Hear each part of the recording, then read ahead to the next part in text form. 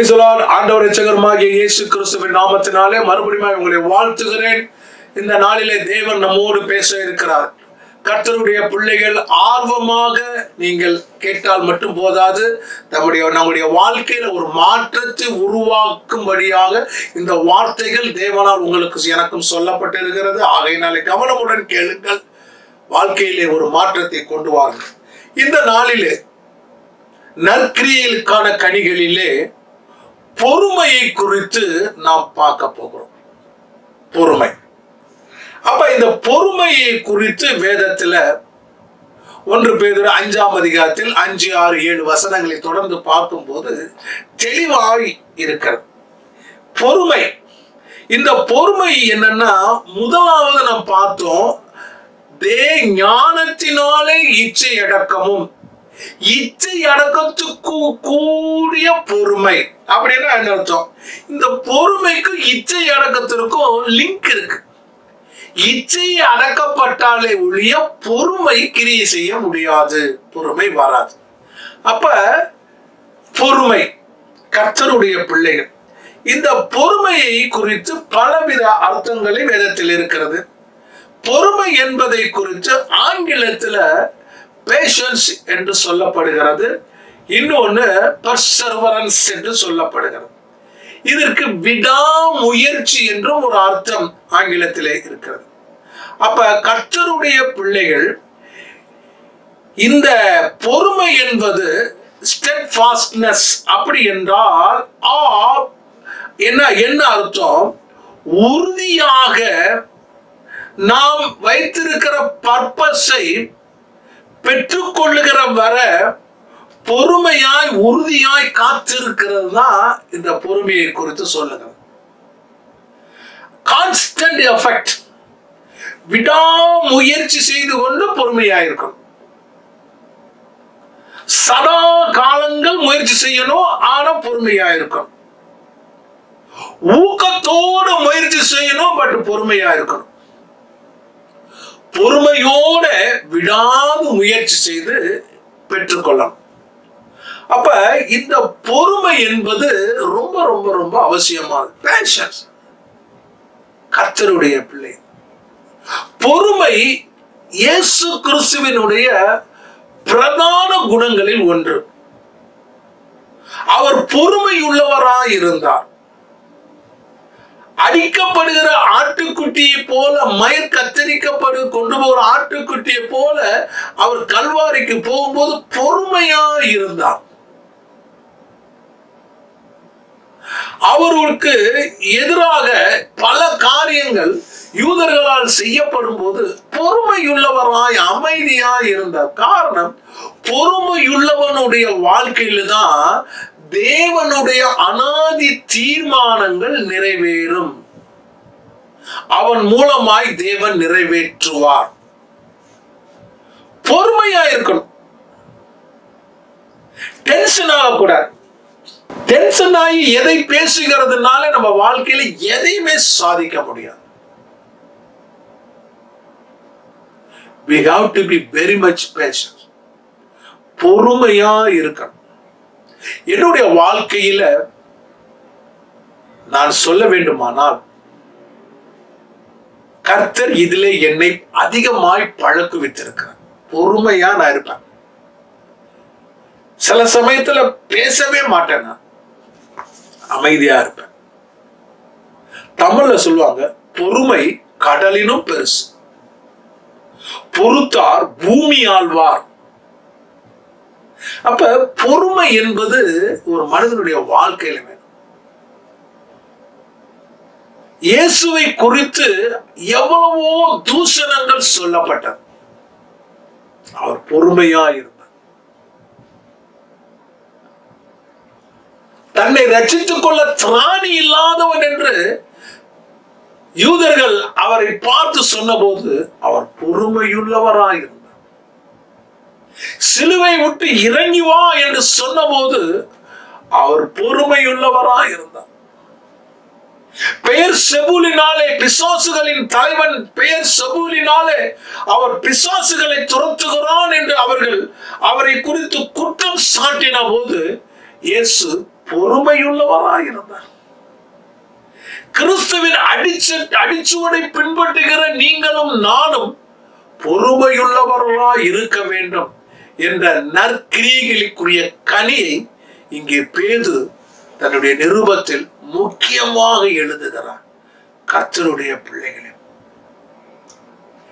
நம்முடைய வாழ்க்கையில இச்சை அடக்கத்தோடு கூடிய பொறுமை வேண்டும் என்று சொல்லுகிறார். அப்படி நம்முடைய வாழ்க்கையில இச்சை அடக்கத்தோடு பொறுமையோடு இருந்தால் நாம் செய்கிற காரியங்களில் செய்யமடுக்க முடியும். கர்த்தருடைய பிள்ளைகள், யோசேப்பு ஒரு தவறும் செய்யவில்லை. தன்னுடைய தகப்பன் மற்ற சகோதரர்களை விட இவனுக்கு கொஞ்சம் அதிகமாய் பிரியப்பட்டு பல வருண அங்கிகளை தக்கி விட்டு அவனுக்கு போட்டான். சகோதரருக்கு பொறாமை வந்த போது அவர்கள் பொறுமையை கடைபிடிக்க முடியவில்லை. பொறாமை வரும்போது பொறுமையை வராது.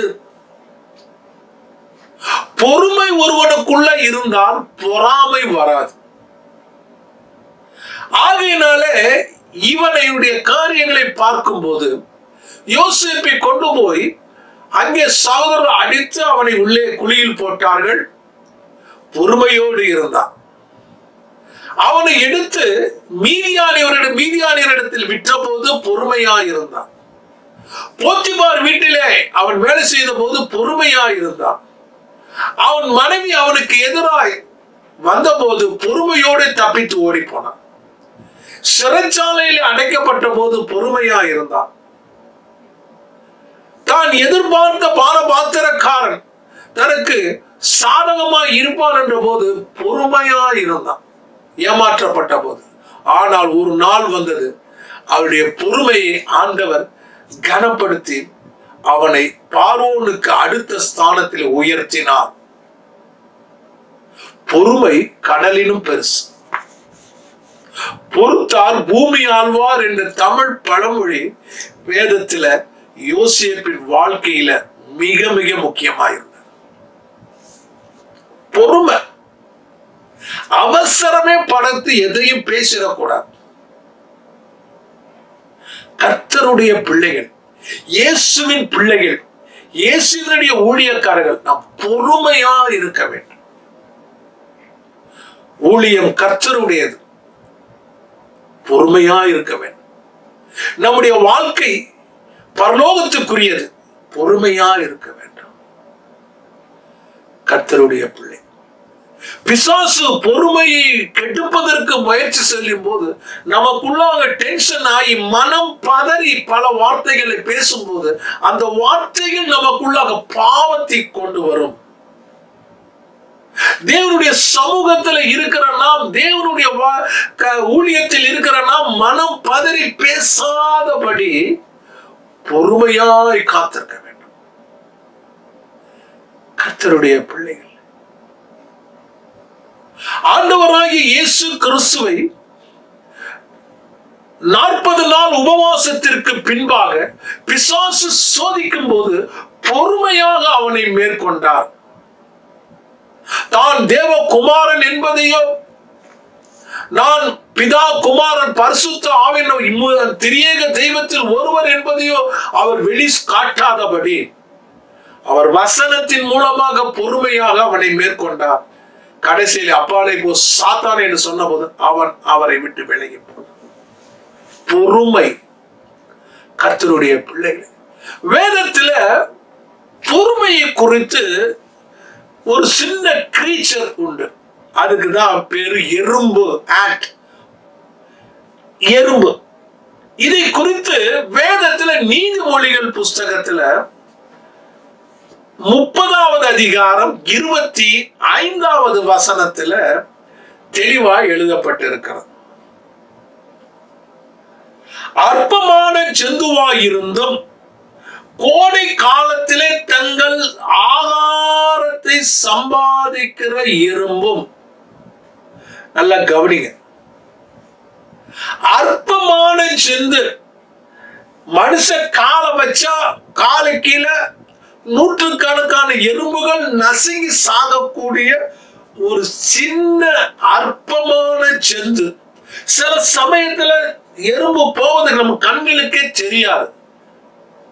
பூத கண்ணாடி லென்ஸ் வச்சு பார்த்தாதான் அந்த எறும்புகள் தெரியும். ஆனா அந்த எறும்புகளுடைய கோடை காலத்திலே தாங்கள் ஆகாரத்தை சம்பாதிக்கின்ற எறும்பு. கர்த்தருடைய பிள்ளைகள், நீங்க இதை கொஞ்சம் தெளிவாக நாம் பார்க்க போகிறோம். நீதிமொழியின் புஸ்தகத்துல நீங்க பார்த்தீங்கன்னா அவ்வளவு அழகா எழுதப்பட்டிருக்கிறது எறும்பை குறித்து. 25ஆம் வசனத்தை நான் வாசிக்கிறேன் முழுமையாக.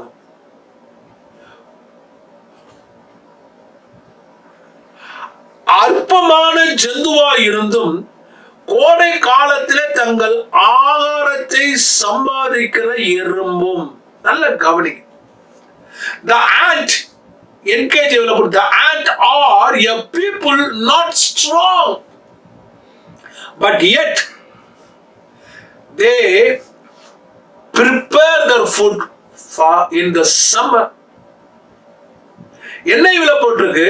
ant are creature of the little strength, yet to store up their food in the summer. எறும்புக்கு ஒரு தலை இருக்கு, அந்த தலைக்குள்ள ஒரு மூளை இருக்கு. யோசிச்சு பாருங்க. எலும்பு தலையே குண்டூசியை விட சின்னது, குண்டூசி தலையை விட சின்னது. அதுக்குள்ள ஒரு மூளை இருக்கு. அந்த மூளையை வச்சுக்கிட்டு வருங்காலத்துல மழை காலத்துல நமக்கு ஆகாரம் தேவை என்பது கோடை காலத்தை அறிந்து அதற்கு சேர்த்து வைக்கிறது அந்த மூளையை கொண்டு. நம்ம தலை பெருந்தலை, அதுல மூளை இவ்வளவு பெருசா இருக்கு. நமக்கு சில சமயத்துல மூளையை உபயோகப்படுத்துறதே கிடையாது. எப்படி பொறுமை வரும்? நீங்க பாத்தீங்கன்னா இந்த எறும்பு ஆகாரத்தை எடுத்துக்கிட்டு பல எறும்புகள் ஒன்றாக கூடி அப்படியே வரிசையாக போய் கொண்டிருக்கும். அதை தடுப்பதற்கு ஒரு குச்சியவோ ஒரு கரத்தையோ நீங்க வைத்தீங்கன்னா அது என்ன செய்யுமா? பொறுமையா அதை போட்டு முட்டி பார்த்துட்டு அப்படி சைட்ல விழுந்து போகும். அப்படின்னு என்ன அர்த்தம்? எந்த தடுக்கக்கூடிய காரியம் என்றாலும் அந்த தடுக்கக்கூடிய காரியத்தை எதிர்த்து போராடாமல் அவைகள் தாங்கள் எந்த நோக்கத்துக்கோடு நியமிக்கப்பட்டமோ அந்த நியமித்த ஓட்டத்துல தங்களுக்கு வரப்போகிற மழைக்காலத்துக்கு உரிய ஆகாரத்தை சேர்த்து வைக்கிற அந்த பொறுப்பிலே எவ்வளவு தடை வந்தாலும் தடையோடு போரிட்டு எதிர்த்து நிற்காதபடி தங்கள் வழிகளை மாற்றிக்கொண்டு தங்களுக்கு நியமிக்கப்பட்ட வேலையில் செய்வதற்கு அவைகள் பொறுமையாய் இருக்கின்றன. சின்ன மூளை, அந்த மூளைக்கு சொல்ல அவ்வளவு ரொம்ப ரொம்ப கஷ்டம், சொல்லவே முடியாது. கர்த்தருடைய பிள்ளை. நீதிமொழிகள் 6ஆவது அதிகாரம் 6ஆம் வசனத்துல சொல்லிருக்கு, சோம்பேறியே நீ எறும்பினிடத்தில் போய் அதன் வழிகளை பார்த்து ஞானத்தை கற்றுக்கொள். ஆண்டவர் சொல்லுகிறார் நம்ம பார்த்து, சோம்பேறியே நீ எறும்பின் இடத்தில் போய் அதன் வழிகளை பார்த்து ஞானத்தை கற்றுக்கொள். கர்த்தருடைய பிள்ளை பொறுமை. ஏன் எறும்பை பற்றி நான் சொல்லுகிறேன் என்றால், எறும்பு என்ன தடை வந்தாலும் தன் டாஸ்க மாற்றவே மாட்டார். தேவனுடைய ஊழியத்தை செய்ய அழைக்கப்பட்டவர்களாகிய நீங்களும் நானும் எறும்பை போல அதன் வழிகளை பார்த்து ஞானத்தை கற்றுக்கொள்ள வேண்டும். தடை வரும்போது பிசாசின் தடைகளை நாம் எதிர்த்து உலகத்தின் காரியம் எதிர்த்து போராடாதபடி ஆண்டவர் சொல்லுகிறார், கர்த்தருடைய வழிகளை நாம் பின்பற்றி நமக்கு கொடுக்கப்பட்ட டாஸ்கை ஃபுல்ஃபில் பண்ணுவதிலே கவனமா இருக்கும் போது தேவன் நமக்கு உதவி செய்ய வல்லவராக இருக்கிறார். இப்படிதான் இருக்கும், உலகம் இப்படித்தான். ஆனா நீங்களும் நானும் கர்த்தர் நமக்கு கொடுத்திருக்கிற ஓட்டத்தை பொறுமையாய் ஓட. கஜினி முகமது பத்தி நீங்க கேள்விப்பட்டிருப்பீங்க. கஜினி முகமது குஜராத்ல இருக்கிற சோமநாத் கோவிலை கொள்ளையடிக்கும்படியாக ட்ரை பண்ண 16 முறை படையெடுத்து தோல்வியிற்று ஓடி போன கஜினி முகமது பொறுமையாய் யோசிச்சு பாருங்க. ஒவ்வொரு முறையும் தோத்துட்டோன்றக்காக தோல்வியை கண்டு துவளாதவாறு 16 முறை தோத்து போனான். ஆனா 17வது முறை அவன் மறுபடியும் அட்டாக் பண்ணி அவன் ஜெயித்து அந்த குஜராத்தில் இருக்கிற சோம்நாத் கோயில் இருக்கிற அவ்வளவு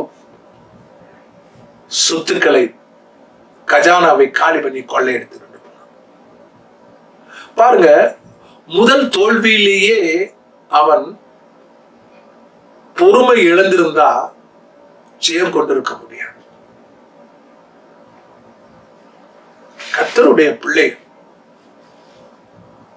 ஆகையினாலதான் பொறுமை இல்லை என்றால் ஒரு மனிதனுக்குள்ளாக பெருமை வந்துடும். So your பொறுமை connected with self control.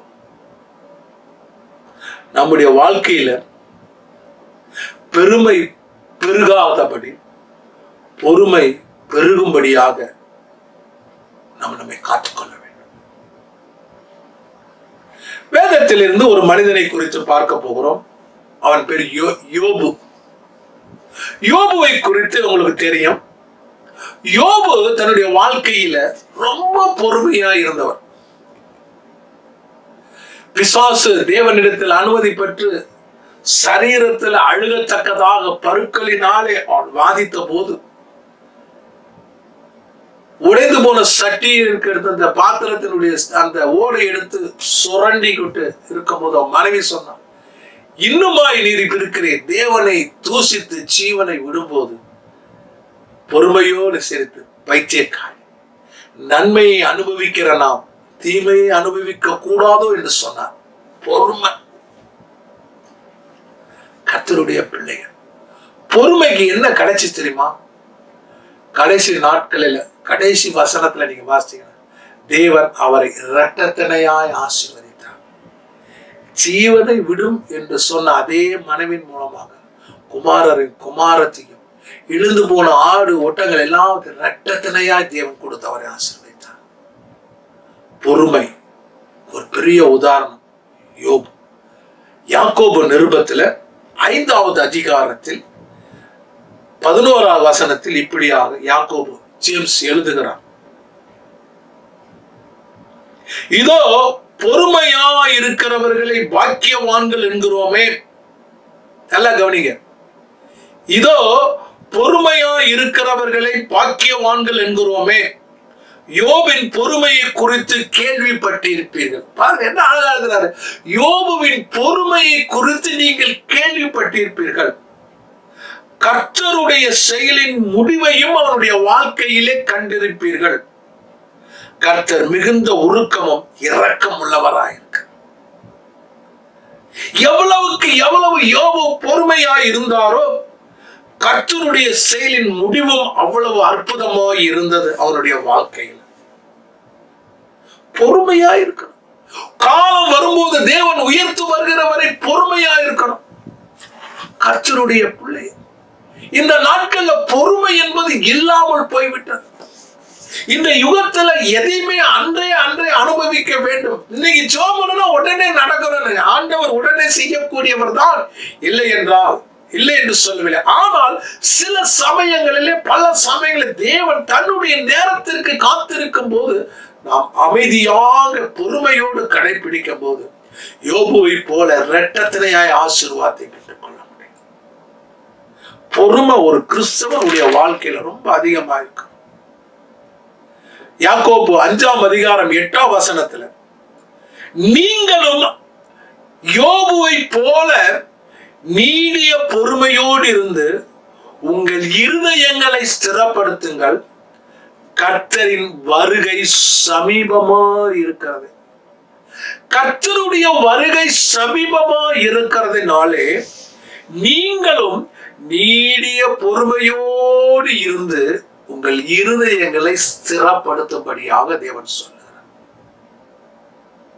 யோபு தேவன் தன்னை ஆசீர்வதிக்கிறவர, தேவன் தன்னை சுகப்படுத்துகிறவர, தேவன் தான் இழந்து போனதை இரட்டத்திலேயாய் திருப்பி கொடுக்கிறவர் நீடிய பொறுமையோடு இருந்து தன்னுடைய இருதயத்தை ஸ்திரப்படுத்தினார். கர்த்தருடைய பிள்ளைகள் அப்படிதான் நம்ம செய்ய வேண்டும்.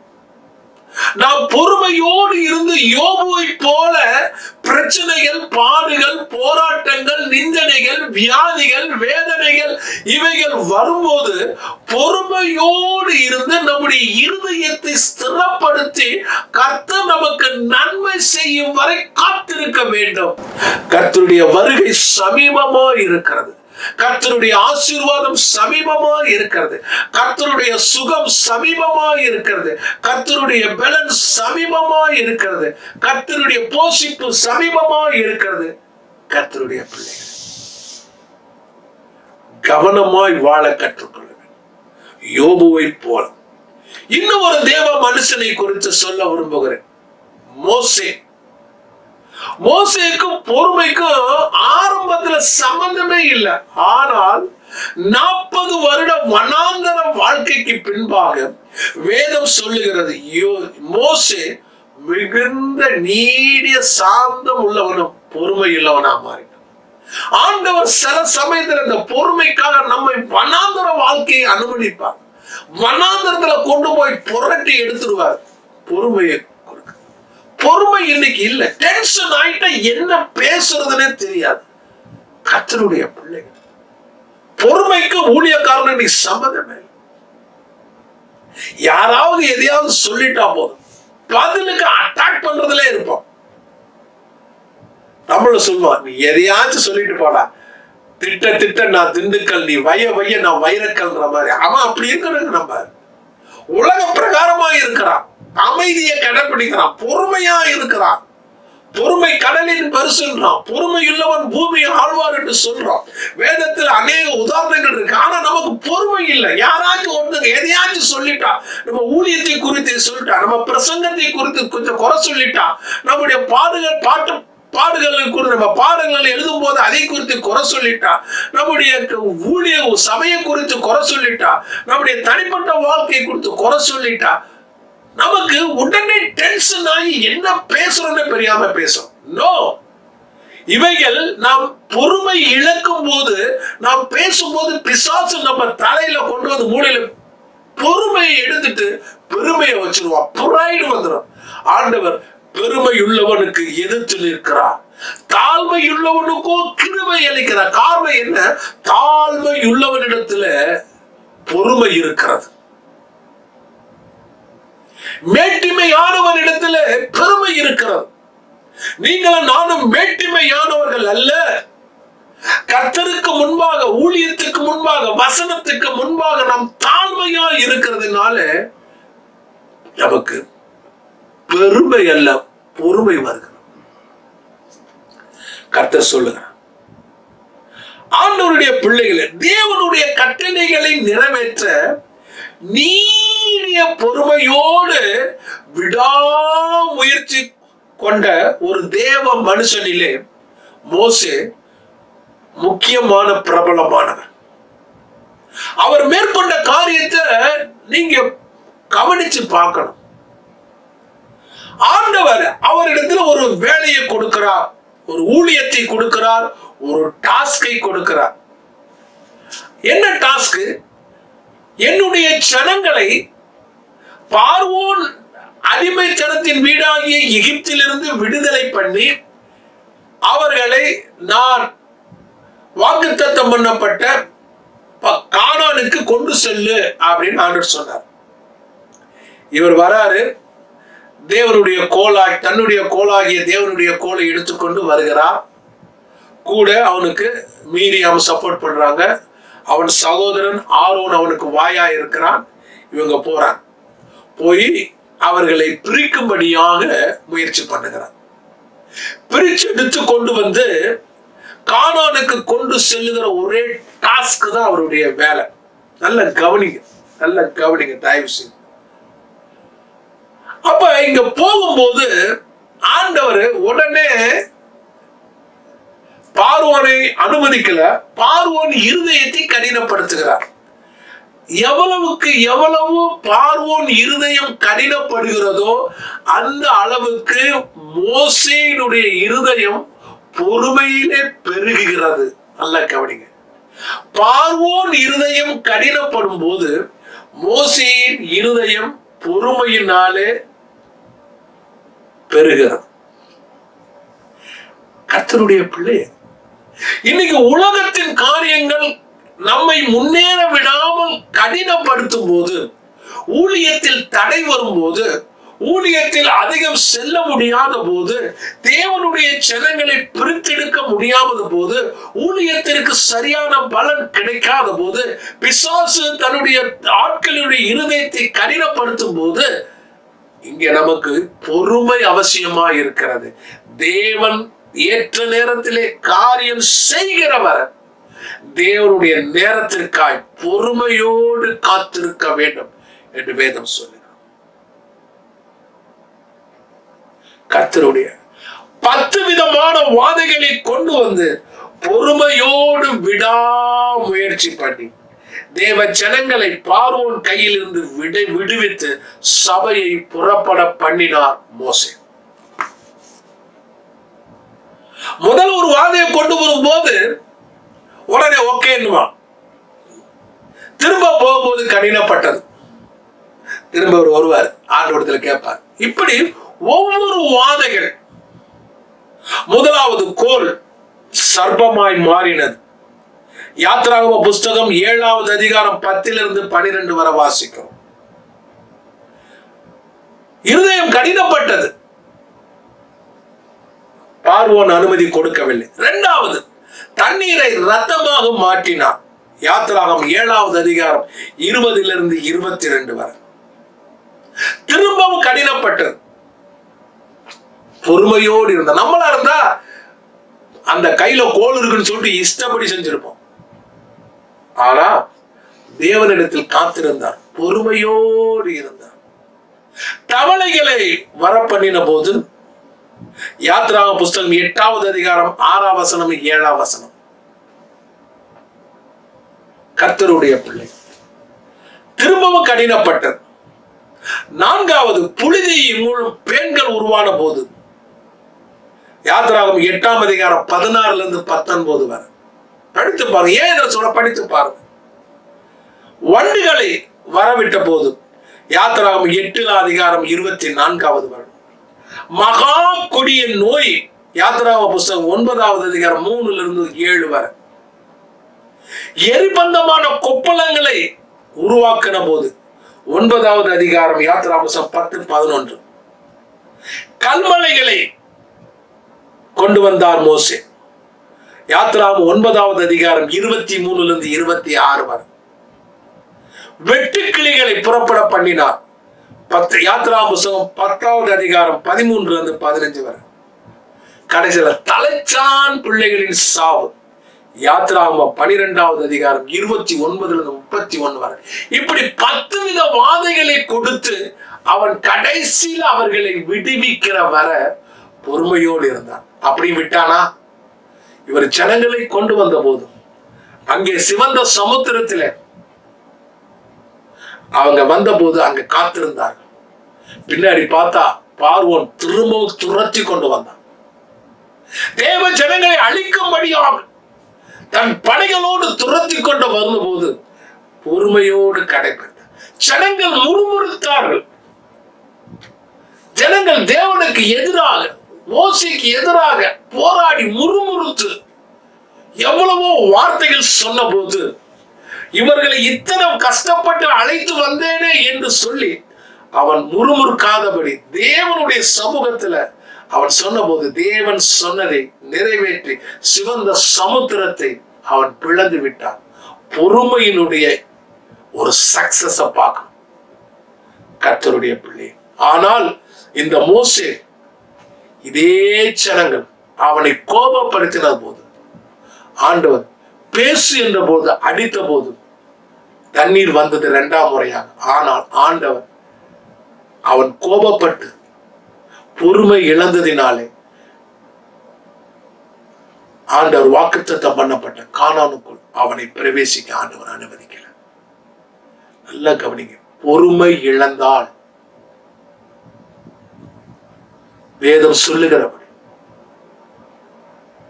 பரம கானானுக்குள் செல்வதற்கு பொறுமையை இழக்கும் போது அது நம்மை தடை செய்ய பிரதான காரியமாக இருக்கு.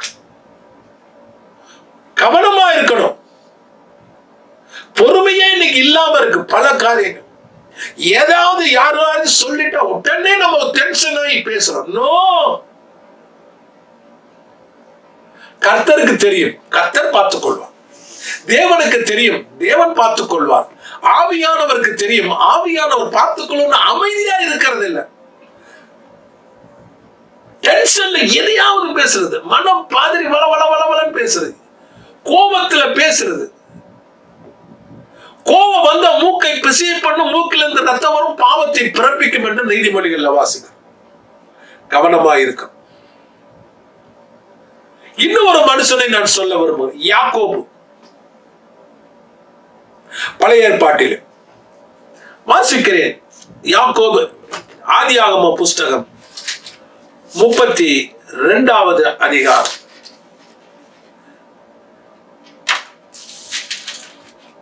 ஆதியாகமம் 32வது அதிகாரம் 22 இருந்து வாசிக்கிறேன். கவனமா கேளுங்க. ராத்திரியில் எழுந்திருந்து தன் 2 மனைவிகளையும் தன் 2 பணிவிடைக்காரர்களையும் தன்னுடைய 11 குமாரை கூட்டிக் கொண்டு யாப்போக்கு என்கிற ஆற்றின் துறையை கடந்தான். அவர்களை சேர்த்து ஆற்றை கடக்க பண்ணி தனக்கு உண்டான யாவற்றையும் அக்கறைப்படுத்தினான். யாக்கோபு பிந்தி தனித்திருந்தான். அப்பொழுது ஒரு புருஷன் பொழுது விடியும் அளவும் அவருடனே போராடி அவனை மேற்கொள்ளாததை கண்டு அவன் தொடை சந்தை தொட்டார். அதனால் அவருடன் போராடுகையில் யாக்கோபின் தொடை சந்து சுளுக்கிற்று. அவர், நான் போகட்டும், பொழுது விடுகிறது என்றார். அதற்கு அவன், நீர் என்னை ஆசீர்வதித்தாலே ஒழிய போக விடேன் என்றார். கர்த்தருடைய பிள்ளைகள், நீர் என்னை ஆசீர்வதித்தால், ஹோல் நைட்டு போராட்டம், தேவ தூதனானவரோடு போராட்டம், காலை பிடிச்சு கொண்டு விடலை. என்னை நீ ஆசீர்வதித்தாலே ஒழிய விடமாட்டேன் என்று பொறுமையோடு பிடிச்சு கொண்டிருந்தார். நல்லா கவனிங்க. அவருடைய தொடை சந்தை அவர் கிள்ளி விட்டார், அது சுளுக்கிடுச்சு.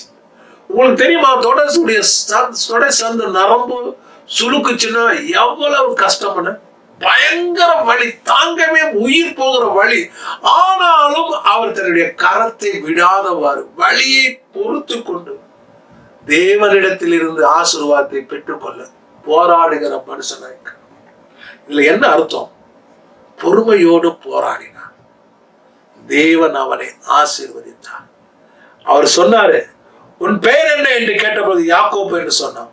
அப்ப அவர், உன் பேர் இனி அப்படி எண்ணப்படாமல் இஸ்ரவேல் எண்ணப்படும். தேவனோடு மனிதன் போராடி மேற்கொண்டானே, தேவனோடு மனிதன் போராடி மேற்கொண்டானே என்று சொல்லி அந்த பொறுமைக்காக அவருடைய பேரை மாற்றி அவன் சந்ததியை ஆசீர்வதித்தார். கர்த்தருடைய பிள்ளையை தேவனோடு போராடினான். அவனுக்கு தெரியல யார் தேவன் என்று. ஒரு மனுஷன் என்று சொல்லி காலை பிடித்து, தேவ தூதனான காலை பிடிச்சு கொண்டு, என்னை ஆசீர்வதித்தாலே நான் கொண்டு விட்டு போக மாட்டேன் என்று சொன்ன பொறுமையா. இன்னைக்கு நமக்கு யாராச்சும் ஒரு சின்ன அடி அடிச்சுட்டா எவ்வளவு கோபம் வருது. வாயால ஒண்ணு சொல்லிட்டாங்க, ஆனா தொடை சந்து நரம்ப சுளுக்கின போது கூட அவ்வளவு வலி, பயங்கர உயிர் போகிற வழியிலையும் அவன் பொறுமையோடு இருந்து அவரை காரை பிடித்துக் கொண்டு, என்னை ஆசீர்வதித்தாலே விடிய நான் உண்மை போக விட மாட்டேன் என்று சொன்னான். புதிய ஏற்பாட்டுல பல சம்பவங்களை நான் உங்களுக்கு சொல்ல. குருடன், ஒரு குருடனை பத்தி நான் உங்களுக்கு சொல்ல வேண்டும். குருடனும் இயேசுவும். மார்க்கு எழுதின சுவிசேஷம் 8வது அதிகாரம். மார்க் எழுதின சுவிசேஷம் 8வது அதிகாரத்துல ஒரு சம்பவத்தை 22 25 வரைக்கும் நான் வாசிக்கிறேன்.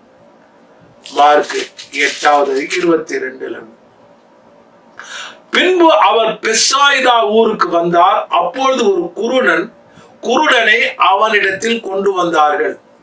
அவனை தொடும்படி அவரை வேண்டிக் கொண்டார்கள். நல்ல கவனிங்க, இவங்க அவரை கொண்டு வந்த போது இவர் தொடும்படி வேண்டிக் கொண்டார்கள். இவர் தொட்டா அந்த குருடனுக்கு பார்வை வந்து குருடன்ட்ட சொல்லி கூட்டு வந்திருக்காங்க. நீ வாப்பா, நீ இயேசு தொடுவாரு, தொட்டவனே நீ குருடன்ல உனக்கு பார்வை இழந்துருவேன்னு சொல்லி அவங்க எல்லாரும் அவனை சொல்லி அவனை ட்ரெயின் பண்ணி அவனை கூட்டிட்டு வந்துட்டாங்க. ஆண்டவருடைய திட்டம் வேற விதமா இருந்துச்சு. அவர் குருடனுக்கு கையை பிடித்து அவனை கிராமத்திற்கு வெளியே கொண்டு போனார். பாருங்க, சிட்டியை விட்டு வெளியே கொண்டு போயிட்டார். கிராமத்தை விட்டு வெளியே கொண்டு போய் அவன் கண்களிலே உமிழ்ந்து, இப்ப அவர் தொடுவார் என்று சொன்னாரு, இப்ப கண்களிலே எச்சிய துப்பி அவன் மேல இப்ப கை வைக்கிறார். சம்பந்தமே அவன் கையில வாயில அதனுடைய எச்சிய உமிழ்ந்து அவன் கண்ணுல எச்சிய துப்பிட்டு அந்த தண்ணி இருக்காதுல, அப்ப மேல கை வச்சு சொல்லுகிறாரு, இப்பொழுது எதையாவது காண்கிறாயா என்று கேட்கிறார். நம்மளா என்ன சொல்றோம், யோ கைய வச்சுட்டு கொடுப்போம். ஆனா சொல்றான், அவன் ஏறிட்டு பார்க்கிற போது மனுஷர்கள் மரங்களை போல காண்கிறேன் என்று சொன்ன. பொறுமையா சொல்றான், மனுஷர்களை மரங்களை போல தெரியுது. அப்ப எனக்கு மனுஷனும் மரத்துக்கும் வித்தியாசம் இல்லை. பின்பு இயேசு மறுபடியும் அவன் கண்களில் கை வைத்து அவனை ஏறிட்டு பார்க்கபடி சொன்னான். அப்பொழுது அவன் சொஸ்தமடைந்து யாவத்தையும் தெளிவாய் கண்டான். பாருங்க, இயேசு முழுமையாய் சுகம் கொடுக்கிற வர பொறுமையா இருந்தான். இன்னைக்கு நமக்கு பல பேருக்கு அப்படி இல்லை. இன்ஸ்டன்ட் ஹீலிங் வேணும், கொடுக்கிறவர் தான். ஆனா சில சமயங்களில் ஆண்டவர் இதையும் செய்ய வல்லவராக இருக்கிறார். எச்சு துப்புறாரு, கை வைக்கிறாரு, இப்ப என்ன பாக்குறாரு, மரத்தை பாக்குறான், மனுஷனின் மரமும் ஒன்னா இருக்குன்றான், திரும்பவும் கை வச்சு இப்பதான் பாரு. அப்ப பாருங்க, இந்த ப்ராசஸ், அந்த ப்ராசஸ் சக்சஸ் ஆகிற வரை இந்த குருடன் பொறுமையா இருந்தான். இன்னைக்கு நமக்கு பொறுமை தேவை. ஆவியிலே முரட்டாட்டமும் குருட்டாட்டமும் உள்ள நமக்கு பொறுமை தேவை. ஆவியின் குருட்டாட்டத்தை தேவன் விடுவிக்கும்படியாக சரீரத்துல வியாதி வேதனை உள்ளவர்களுக்கு நாம் தேவன் நமக்கு மேலாக என்ன செய்து நமக்கு விடுதலை கொடுக்க வருகிறார் என்பதை குறித்து நாம் இன்னும் ஒரு குருடனை குறித்து நான் சொல்ல விரும்புகிறேன். யோவான் எழுதின சுவிசேஷத்தில் அந்த குருடனை குறித்து நான் 2 குருடனை குறித்து வாசிக்கும்படியாக விரும்புகிறேன். யோவான் எழுதின சுவிசேஷத்தில் 9வது அதிகாரத்துல இந்த குருடனை குறித்து நாம் வாசிக்கிறோம். 6ஆம் வசனமும் 7ஆம் வசனமும். கர்த்தருடைய பிள்ளை என்ன போட்டிருக்கு, இவைகளை சொல்லி அவர் தரையிலே துப்பி உமிழ்நீரினாலே சேருண்டாக்கி அந்த சேற்றை குருடனுடைய கண்களின் மேல் பூசினார். இங்கேயும் அதே மாதிரி எச்சிய அங்க டைரக்டா உமிழ்நீரை துப்புனாரு, இங்க உமிழ்நீரை துப்பி, இப்ப அதை குறித்து நான் சொல்ல வரல, மண்ணை சேறு உண்டாக்கி கண்ணில் பூசிட்டு, ஏற்கனவே அவன் கண்ணு தெரியாது, இப்ப கண்ணு மேல வேற மண்ணு வேற பூசி விட்டாரு, சேரு. நீ போய் சீலோவாம் குளத்திலே கழுவு என்றார். சீலோவாம் என்பதற்கு அனுப்பப்பட்டவன் என்று அர்த்தமா. இப்ப என்ன அர்த்தம், இவன் போ சொல்றார், இவன் சீலோவாம் குளத்துக்கு ஆளை பிடிச்சுக்கிட்டு தேடி போகணும். சொல்லலாம், ஆண்டவரே நீ பெரிய வல்லவர், நல்லவர், போதுமானவர், பெரிய காரியங்களை செய்கிறவர், மரித்தவர்களை உயிரோடு எழுப்புகிறவர், இன்ஸ்டன்ட் ஹீலர், எதுக்கு நீ நல்லா செஞ்சு என்னை போய் சீலோவாம் குளத்துல போய் கழுவ சொல்றீங்க? இப்பவே நீங்க கொஞ்சம் ஒரு சொம்பு தண்ணியை கொடுத்தீங்கன்னா கழுவிடுவேன். நானு நம்ம அப்படிதாங்க. சில பேர் ஆண்டவர் கொண்டு போய் யோர்தான்ல போய் அவருக்கு ஞானஸ்நானம் கொடுத்தாங்க. நம்ம பெரிய தண்ணி, அதே மாதிரி நீங்க பாத்தீங்கன்னா பிலிப்பு பாக்குறான், ஞானஸ்நானம் கொடுத்தா தண்ணி இருக்கிறது என்ன, தண்ணீரில் இறங்கி ஞானஸ்நானம் கொடுத்தாங்க. ஆனா சில பேர் பாத்தீங்கன்னா கடல்ல போய் ஞானஸ்நானம் கொடுக்குறோம், நதியில கொடுக்குறோம். ஆனா சில பேர் என்ன செய்றாங்க, எனக்கு தண்ணீர் நதிக்கு போகணும், வீட்டுல பாத்து டாப் இருக்கு அதுல கொடுக்குறோம், இல்லைன்னா பெரிய ட்ரம்ல தண்ணி இருந்துச்சு அதுக்குள்ள இறங்க வச்சு நம்ம ஷார்ட்கட்ல செய்யறோம். எல்லாம் நம்ம இன்னைக்கு அப்படிதான் ஷார்ட்கட் ஆயிட்டோம், கிறிஸ்துவ ஷார்ட்கட் கிறிஸ்டியன் ஆயிட்டோம். வீட்டுல பாத்டப்ல தண்ணீரை நிரப்பி அதுலயே ஞானஸ்நானம் கொடுக்குறோம். ஏன் அப்படி கொடுத்தாதானே முக்கியம் நம்ம நினைக்கிறோம். ஆனா பைபிள் அப்படி சொல்லல. கர்த்தருடைய பிள்ளைகள் யோசித்து பாரு. இவன் ஷார்ட்கட்டா, ஆண்டவரே ஷார்ட்கட்டா நீங்க செய்யுங்க, சொம்புல தண்ணீர் கொடுங்க, நான் கழுவுறேன் சரியா இருக்குன்னு கேட்கல. சீலோவாம் குளத்துல போய் கழுவு, அங்கேயும் தண்ணி தான் இங்கேயும் தண்ணி தான். ஆனால் இவன் பொறுமையோடு இயேசுவின் வார்த்தைக்கு கீழ்ப்படிந்து சீலோவாம் வேதம் சொல்லுது, சீலோவாம் கழுத்திலே போய் கழுவி பார்வை அடைந்தவனாய் திருப்பி வந்தான். நம்முடைய வாழ்க்கையில பல சமயத்துல சீலோவாம் குளத்துக்கு போக வேண்டிய சூழ்நிலை. பொறுமை இருந்ததுனாலதான் அந்த குருடனும் இந்த குருடனும் சரி கற்றுக்கொண்டான். கர்த்தருடைய பிள்ளைகள் வேதத்துல எத்தனையோ காரியத்தை பொறுமையோடு சகித்தல் தேவனுக்கு பெருமை பிரீதியா இருக்கும் என்று நம்ம வாசிக்கிறோம். 3 வசனங்களை வாசித்து ஜெபிக்க விரும்புகிறேன். ஒன்று பேதுருவின் புஸ்தகம் 2வது அதிகாரம் 20வது வசனம். 1 பேதுருவின் புஸ்தகம் 2வது அதிகாரம் 20வது வசனத்துல பாருங்க, வாசிக்கிறேன். நீங்கள் குற்றம் செய்து அடிக்கப்படும் போது பொறுமையோடு சகித்தால், நல்லா கவனிங்க, நீங்கள் குற்றம் செய்து அடிக்கப்படும் போதோடு பொறுமையோடு சகித்தால் அதனால் என்ன கீர்த்தி உண்டு? நீங்கள் கர்த்தருக்காக நன்மை செய்து பாடுபடும்போது பொறுமையோடு சகித்தால் அதுவே தேவனுக்கு முன்பாக பிரீதியாயிருக்கும். நீங்கள் கர்த்தருக்காக நன்மை செய்து, நீங்கள் கர்த்தருக்காக ஊழியம் செய்து, நீங்கள் கர்த்தருடைய நாமத்தை பிரஸ்தாபப்படுத்தும்படியாய் காரியங்களை செய்து பாடுபடும் போது பொறுமையோடு சகித்தால் அதுவே தேவனுக்கு முன்பாக பிரீதியாயிருக்கும். ஊழியத்துல பொறுமை என்பது ரொம்ப முக்கியம். பிசாசு யாரை கொண்டாச்சும் பிரச்சனை பண்ணி கொண்டிருப்பான். 35 வருடங்கள் நான் ஊழியம் செய்கிறேன். சபை ஊழியங்கள் 92 இருந்து செய்கிறேன். ஆல்மோஸ்ட் 30 வருஷம் 31 வருஷம். ஆனா பெரிய பெரிய எதிர்ப்புகளும் போராட்டங்களும் நிந்தைகளும் எனக்கு வந்திருக்கு துபாயில. ஆனா பொறுமையோடு பாடுகள் வரும்போது, நிந்தைகள் வரும்போது, போராட்டங்கள் வரும்போது, வியாதிகள் வரும்போது, வேதனைகள் வரும்போது, ஏமாற்றங்கள் வரும்போது, வஞ்சகம் வரும்போது, எதிரிகள் எதிராய் திருப்பப்பட்ட போது, பொய்யான குற்றச்சாட்டுகளை சொல்லும் போது பொறுமையோடு வேதம் சொல்லுகிறது, பொறுமையோடு சகித்த போது அது தேவனுக்கு முன்பாக பிரீதியாயிருக்கிறது. ரோமருக்கு எழுதும் போது பவுல் இப்படியாக எழுதுகிறார். ரோமருக்கு எழுதின நிருபம் 12வது அதிகாரம் 12வது வசனத்தை வாசிக்கிறேன். ரோமருக்கு எழுதின நிருபம் 12வது அதிகாரம் 12வது வசனம். நம்பிக்கையிலே சந்தோஷமாயிருங்கள், உபத்திரவத்திலே பொறுமையாயிருங்கள், ஜெபத்திலே உறுதியாய் தரித்திருங்கள். உபத்திரவங்கள் வரும்போது பொறுமையா இருக்க வேண்டும். பேதுரு சொல்லுகிறார், பாடுபடும் போது, கர்த்தருக்காக ஊழியம் செய்து பாடுபடும் போது பொறுமையா இருக்கும். பவுல் சொல்லுகிறார், கர்த்தருக்காக உபத்திரவங்கள் அனுபவிக்கும் போது பொறுமையா இருக்கணும். ஏனென்றால் நமது ஆண்டவராகிய இயேசு கிறிஸ்து அப்படியே பொறுமையா இருந்தார். அவருடைய பொறுமையை எபிரேயருக்கு எழுதின நிருபத்திலே வாசிக்கலாம். எபிரேயருக்கு எழுதின நிருபம் 12வது அதிகாரம் 1 3 வசனங்களை நான் வாசிக்கிறேன். ஆகையால் மேகம் போன்ற இத்தனை திரளான சாட்சிகள் நம்மை சூழ்ந்து கொண்டிருக்க, பாரமான யாவற்றில் நம்மை சுற்றி நெருங்கி நிற்கிற பாவத்தை தள்ளிவிட்டு விசுவாசத்தை துவக்குகிறவரும் முடிக்கிறவருமாய் இருக்கிற இயேசுவை நோக்கி நமக்கு நியமித்திருக்கிற ஓட்டத்தை பொறுமையோட ஓடக்கடவும்.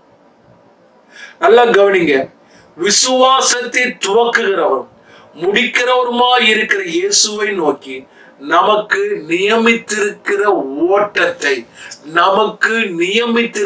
ஓட்டத்தை வேகமாக அல்ல, பொறுமையோடு ஓடக்கணும். அவர், அடுத்த வசனம் வாசிக்கிறேன், அவர் தமக்கு முன் வைத்திருந்த சந்தோஷத்தின் பொருட்டு அவமானத்தை எண்ணாமல் சிலுவையை சகித்து தேவனுடைய சிங்காசனத்தின் வலது பார்சத்தில் வீற்றிருக்கிறார். அவர் சிலுவையை சகித்து அவமானத்தை எண்ணாமல் பொறுமையோடு சிலுவையை சகித்ததினாலே தேவனுடைய சிங்காசனத்தின் வலது பார்சத்தில் இருக்கிறார். ஆகையால் இளைப்புள்ளவர்களாய் உங்கள் ஆத்துமாக்களில் சோர்ந்து போகாதபடி தமக்கு விரோதமாய் பாவிகளால் செய்யப்பட்ட இவ்விதமான விபரீதங்களை சகித்த அவரையே நினைத்துக் கொண்டு பொறுமையாயிருங்கள். கர்த்தர் உங்களை ஆசீர்வதிப்பார். கண்களை மூடி நாம் ஜெபிக்கலாம். கர்த்தருடைய பிள்ளைகளை பொறுமையாய் நாம் இருக்க வேண்டும் என்று சகலவித நற்கனிகளை கொடுக்கிற கனியாக நாம் பார்த்தோம். நற்கிரியைகளின் கனியாகிய ஒன்று பொறுமை. இந்த பொறுமையிலே தேவன் நமக்கு எவ்வளவாய் கிரியை செய்கிறார். ஆகையினாலே கர்த்தருடைய பிள்ளைகளே, இந்த வசனத்தை கேட்டு உங்க வாழ்க்கையில பொறுமையை கடைபிடிங்க. பெருமைக்கு எதிர்த்து நெல்லுங்கள். பொறுமையிலே வளருங்கள். பெருமை உங்களை அன்று கொள்ளாதபடி. பொறுமை குறைமானால் பெருமை வந்துடும். பிசாசின் திட்டம் அதுவே. நம்முடைய பொறுமைக்கு பிரச்சனையை கொண்டு வந்து அதன் மூலமாய் பெருமையை கொண்டு வந்துடும். ஜாக்கிரதையா இருக்கும். பிள்ளைகளை ஆசீர்வதிக்கலாம். நல்ல பிதாவே, இந்த வசனங்களை 30, 100, 60 இல்ல 100 பலன் கொடுக்க உதவிச்சிங்க. பிள்ளைகளை ஆசீர்வதிங்க, நீங்க உபயோகப்படுத்துங்க. ஆண்டவரே, பொறுமையில வளரத்தக்கதாய் பெருகத்தக்கதாய் உதவிச்சிங்க. இயேசு வருகிற வரை பொறுமையை கடைபிடிக்க இந்த பிள்ளைகளுக்கு உதவிச்சிங்க. பிள்ளைகளை ஆசீர்வதிக்கிறேன். அடுத்த வாரம் புதிய ஒரு சப்ஜெக்ட்ல வருகிற வரை கர்த்தருடைய கரம் இருக்கட்டும். நான் மகிமை செலுத்துகிறேன் இயேசுவின் நாமத்தில் பிதாவே. ஆமென், ஆமென். நம்ம எல்லாம் சேர்ந்து சொல்லுவோமே, என் ஆத்துமாவே கர்த்தரை ஸ்தோத்திரி, என் முழு உள்ளமே பரிசுத்த நாமத்தை ஸ்தோத்திரி, என் ஆத்துமாவே கர்த்தரை ஸ்தோத்திரி, கர்த்தர் செய்த சகல உபகாரங்களின் மறவாதே. ஆமென், ஆமென். வலதுகை தூர்த்தியுடைய ஆசீர்வாதத்தை பெற்றுக்கொள்ளும். ஆண்டவராய் இயேசு கிறிஸ்துவின் கிருபை, பிதாவாகிய தேவனுடைய அன்பும், பரிசுத்தாவின் வல்லமை, வல்லடத்தில் பாதுகாவலும், பராமரி இன்றும் என்றும் எப்பொழுதும் சதா காலம் கர்த்தருடைய வருகை பற்றி இந்த நாள் கேட்ட வார்த்தையோட கேட்ட பிள்ளைகள் ஒரு நிலை நின்று காப்பதாக. ஆமென், ஆமென், ஆமென். கர்த்தர் உங்களை ஆசீர்வதிப்பார். அடுத்த வாரம் புதிய தலைப்பில் சந்திக்கிறேன். God bless you.